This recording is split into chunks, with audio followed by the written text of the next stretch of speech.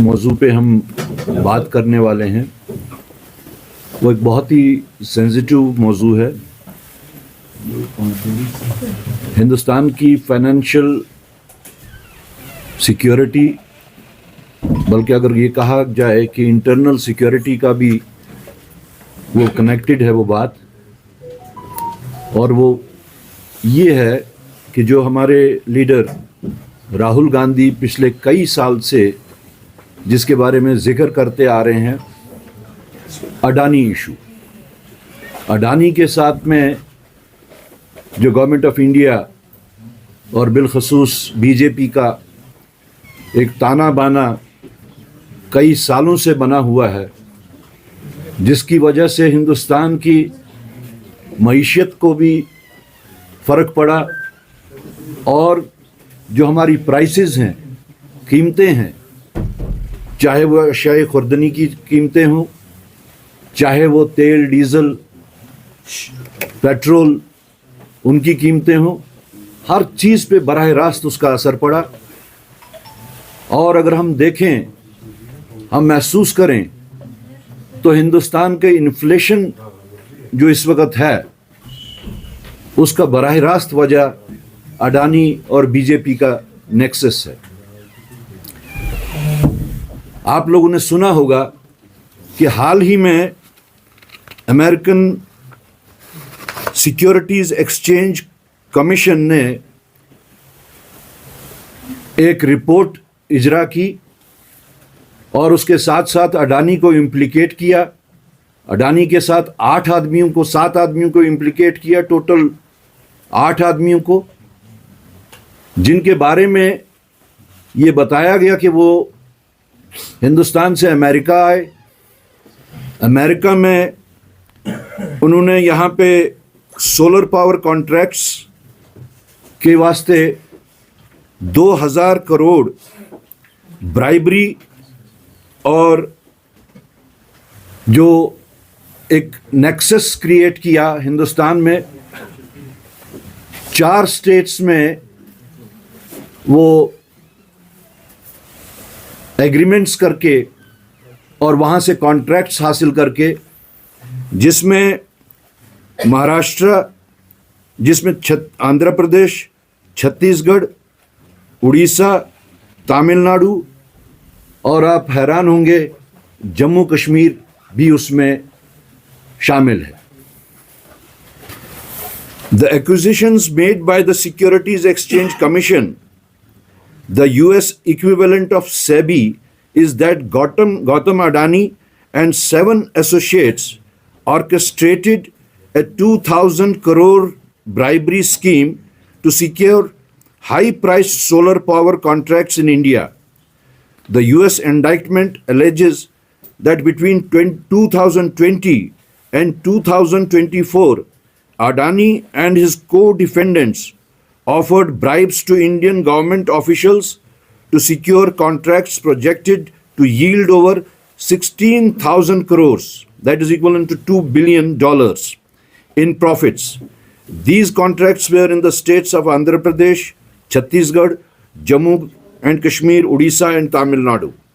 It is noteworthy that while 4 of these states are ruled by opposition parties, Jammu and Kashmir was directly governed by the center under President's rule. Recent contracts for the overpriced solar power in BJP-ruled states such as Rajasthan and Maharashtra suggest a similar pattern. This development vindicates the Congress party's Hum Adani Ke Hain Kaun campaign, which raised 100 questions about the Prime Minister's close relationship with Adani. It is evident that institutions tasked with investigating white-collared crime, that is SEBI, CBI, income tax, only failed to investigate Adani despite credible allegations, but have also seen their few investigations hailed by orders from higher authorities. Instead, these agencies have been misused to facilitate Adani's acquisitions of airports, ports, media companies, and cement plants under the Prime Minister's watchful eye. They have also been weaponized to target opposition politicians, dismantle opposition parties, and imprison opposition chief ministers. تو اس کی جو summary of events ہے وہ اس طریقے سے ہے.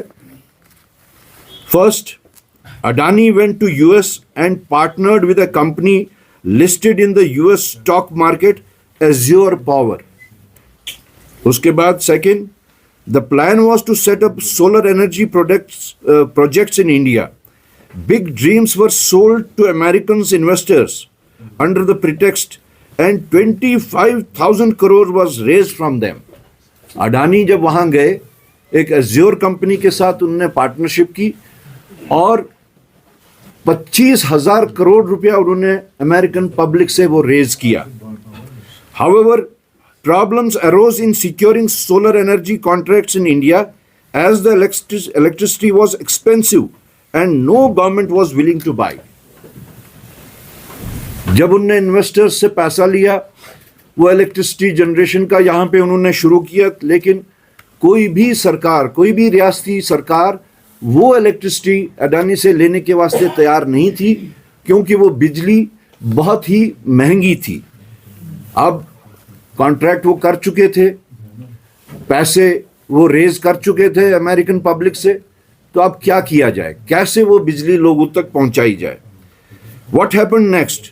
2,200 crore was given as bribes in India to politicians and bureaucrats. This money came from the funds collected from the American investors. تو جو 25,000 کروڑ انہوں نے امریکن انویسٹرز سے حاصل کیا تھا, ریز کیا تھا, اسی میں سے 2,200 کروڑ روپیہ انہوں نے یہاں پہ بطور رشوت پالیٹیشنز اور آفیسرز کو دیا. When this case was investigated in the US by the FBI and the market regulator SEC, evidence of bribery in India and fraud against American investors came to light. تو جیسے ہی وہ FBI نے جب ان کو شکوک پیدا ہوئے اور ان کو کمپلینٹس آئیں, تو جیسے ہی انہوں نے اس کو انویسٹیگیٹ کرنا شروع کیا along with the جو ان کی مارکیٹ ریگولیٹر SEC ہے, تو یہ بات سامنے آئی کہ تقریباً 2,200 کروڑ روپیہ جو ہے امریکن انویسٹرز کا ہندوستان میں بطور رشوت دیا گیا. Now the US Department of Justice, اب اس کے بعد میں کیا ہوا, آج اب department of justice grand jury has filed charges and issued a warrant against Adani.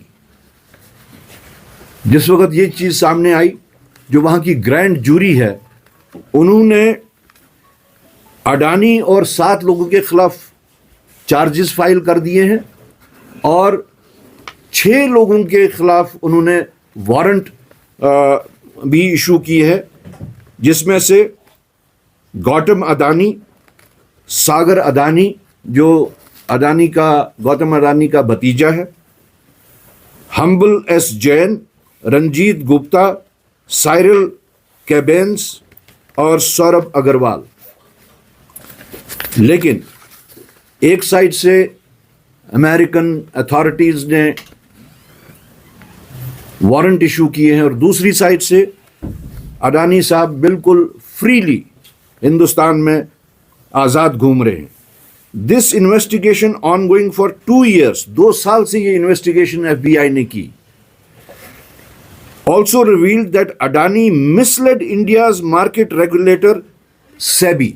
جو یہاں کی مارکیٹ ریگولیٹر ہے SEBI, اس انویسٹیگیشن سے یہ پتا چلا کہ اڈانی بدستور SEBI کو بھی مس لیڈ کرتے آئے ہیں. Ironically, while action is being taken in the US against lies and bribery, Adani remains completely safe in India under Narendra Modi's government. This explains why BJP leaders are acting as Adani's spokesperson today. آپ نے دیکھا ہوگا بہرحال جب بھی اڈانی کا بات آتی ہے, جب بھی اس کے کوئی فراڈس آتے ہیں, جب بھی اس کا یہ آتا ہے کہ وہ پبلک سیکٹر کو اس نے تقریباً سارے پبلک سیکٹرز ہندوستان میں جو تھے ان کو ٹیک اوور کیا ہے, اگر اس کی ڈیفینس میں کوئی آیا تو وہ بی جے پی ہی آئی. اس لیے